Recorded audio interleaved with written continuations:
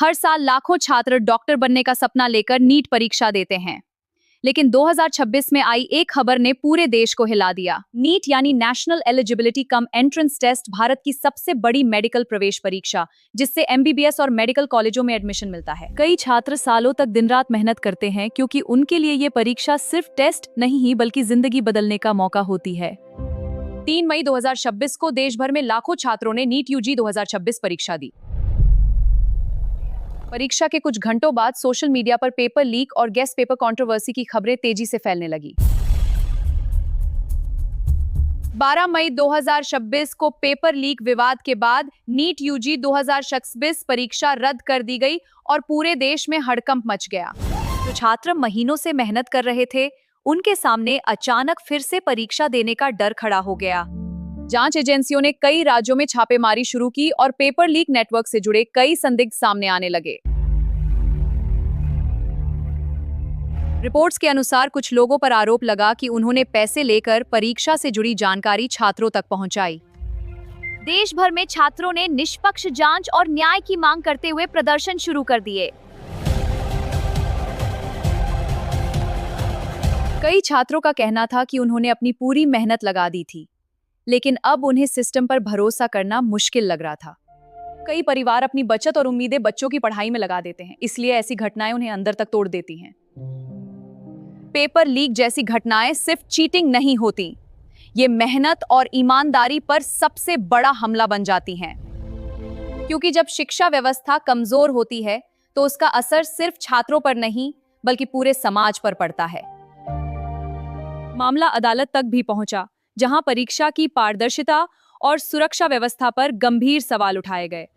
जांच एजेंसियां लगातार डिजिटल रिकॉर्ड और संदिग्ध नेटवर्क की जांच में जुटी रहीं। इस विवाद ने लाखों छात्रों के मन में एक सवाल छोड़ दिया: क्या मेहनत सच में पर्याप्त है?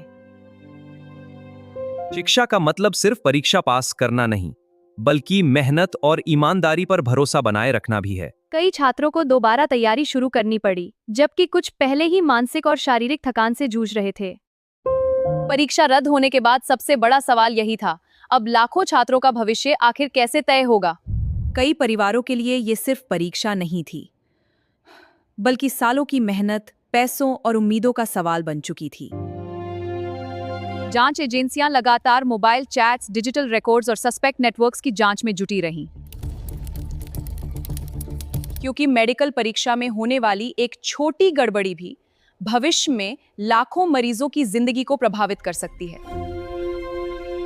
देश भर में छात्रों ने निष्पक्ष शिक्षा व्यवस्था की मांग तेज कर दी, ताकि मेहनत करने वालों के साथ अन्याय न हो।